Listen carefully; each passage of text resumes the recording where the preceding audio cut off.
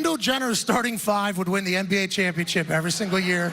Kendall Jenner has dated some of the best guys in the NBA. A dream team made up of her ex-boyfriends could snag an NBA championship year after year. But hold up! Before we crown them champs, let's take a closer look at this wild lineup and see if they're the real deal or just a bunch of hype. So how good are Kendall Jenner starting five actually? Let's find out. So who are those that make up this Kendall Jenner starting five? We've got Devin Booker, Blake Griffin, Ben Simmons, D'Angelo Russell, and Kyle Kuzma with Jordan Clarkson riding the bench as the sixth man.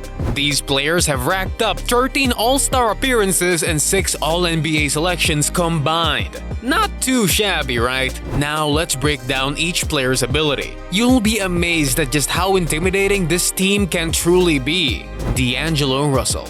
The team's point guard would be none other than D'Angelo Russell. Now, he is no dunking sensation, but the dude's got skills. His thing is efficient scoring, especially from beyond the arc. He's like that friend who always sinks threes during pickup games and make you question your life choices. Notably, Russell's evolution as a finisher within 3 to 10 feet from the basket is highlighted by his career-high 52.9% success rate in this range. What makes Russell tick is his crafty moves and consistency. He's not the quickest guy out there, but put him with a big man who can set screens and then magic happens. Plus, when he's in motion, he's like a basketball ninja, countering that sluggish start with some slick moves. And speaking of defense, he might not be locking down opponents left and right, but he is no slouch. His wingspan of 6 feet 8 inches gives him a nice advantage, kind of like having a built-in defensive extension. D'Angelo Russell's smart plays, tricky shots, and sneaky defense bring an interesting twist to the game.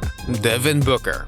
The league's got its fair share of shooting guards, but when it comes to Devin Booker, you don't need a PowerPoint presentation to convince anyone. He's like that dazzling fireworks show that leaves you in awe every single time. Lately, he's been on a rampage, showing everyone he's not just another player. He's a bona fide scoring wizard. Let's bring in the expert opinion, none other than Hoops Hype's Frank Urbina. According to him, when it comes to shooting guards, Devin Booker reigns supreme like a champ. Urbina even laid down the law, saying, still, the clear top dog at a two-guard position heading into 2023 to 2024 is Devin Booker. And you know what? I can't argue with that. Booker's got this uncanny knack for putting the ball through the hoop no matter the angle. Whether it's a downtown three-pointer, a sweet mid-range jumper, or a drive to the basket that leaves defenders wondering where he went. Booker's skill set isn't just hyperbole. He outpaced the likes of Donovan Mitchell, Jaylen Brown, Zach LaVine, and Anthony Edwards to clinch the numero uno spot in the shooting guard rankings for the 2022 to 23 season. Now that's impressive.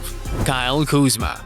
Now let's turn our attention to the small forward position, where we have Kyle Kuzma. Back in the 2017-18 season, Kuzma burst into the scene grabbing attention with his skills on the court. The following year, he upped his game, averaging 18.7 points and 5.5 rebounds per game. The spotlight was shining bright, and Kuzma was basking in it. In the 2020-21 season, he managed around 12.9 points. Not too shabby, but not quite the superhero landing we hoped for. Now here's a twist. Kuzma's most impressive season happened to coincide with LeBron James' arrival in LA. He honed the shooting from within the arc, and the basketball world buzzed with expectations of him becoming a bona fide superstar. But the last couple of seasons, things haven't been a slam dunk for him. Also, Kuzma's performance under pressure has raised brows, especially against top-notch teams. Let's just say they were like those cringe moments in a rom-com. His decision-making wasn't exactly winning awards, and those wide-open trees seem to have a miss me sign on them.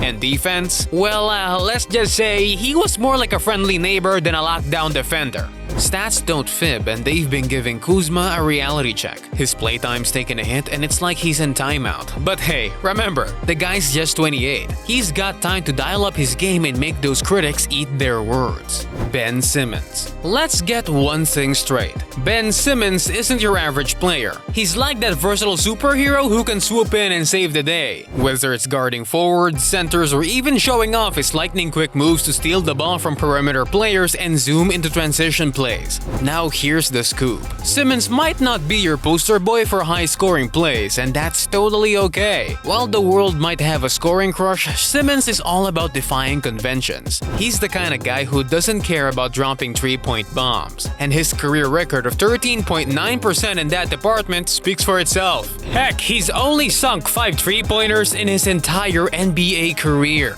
But the fact is that Simmons entered the league as a defensive wizard, and that title hasn't budged. The dude's got skills that make opponents nervous. In the 2019 to 2020 season, he wasn't just stealing hearts. He was leading the league in steals with a cool 2.1 per game. And he's not just a one-trick pony. Simmons' size means he can square up against taller players without breaking a sweat. Switches, defensive rotations, you name it, he's got it in the bag. At the end of the 2020-21 season, he snagged the second spot in the Defensive Player of the Year voting, right behind the mighty Rudy Gobert.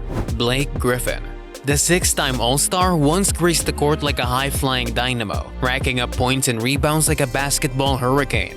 But as time marched on, injuries knocked on his door, leaving him with a different game to play. Let's rewind a bit. Griffin's earlier years were a symphony of high-flying dunks and gravity-defying jumps. But alas, they came with a cost. Knee injuries that turned the once skyrocketing athlete into something different. That explosive burst he once had faded into memory. Now, let's talk stats. Over a career spanning 731 regular season games with the Nets, Clippers, and Pistons, Griffin painted a picture of dominance, averaging 19.7 points and 8.2 rebounds.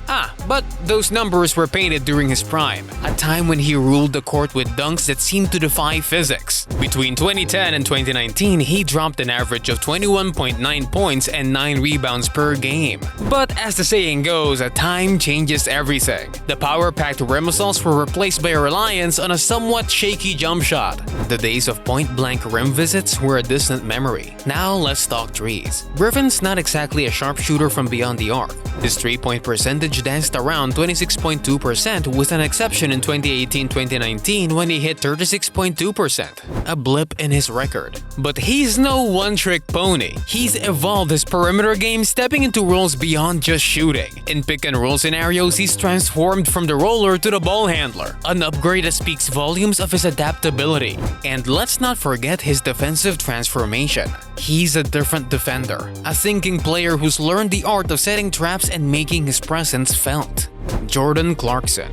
The sixth man is Jordan Clarkson. Flashback to 2016, Clarkson was rocking the Lakers jersey back then. Coach Luke Walton pulled a plot twist that shook things up. He moved our guy from the starting lineup to the bench. That's like going from lead actor to supporting cast, and guess what? Clarkson felt the punch. Demotion? Yeah, that's not a word any player wants to hear. Now fast forward to a trade that shuffled Clarkson from the Cavaliers to the Jazz. Here's where it gets juicy. Under Coach Quinn Snyder's guidance, Clarkson leveled up his game. Those isolation days were history. He started busting out three-pointers and pick-and-rolls like a boss. It's like going from a one-trick pony to a full-on magician, pulling tricks from all angles. In the 2020 to 2021 season, Clarkson dropped an average of 18.4 points, snagged 4 rebounds, and dished out 2.5 assists per game. And guess what? He did all that while chilling on the court for just around 26.7 minutes a game. Oh, and the cherry on top, he snagged the NBA Sixth Man of the Year award. So these are the guys that make up Kendall Jenner Starting Five. To sum it up,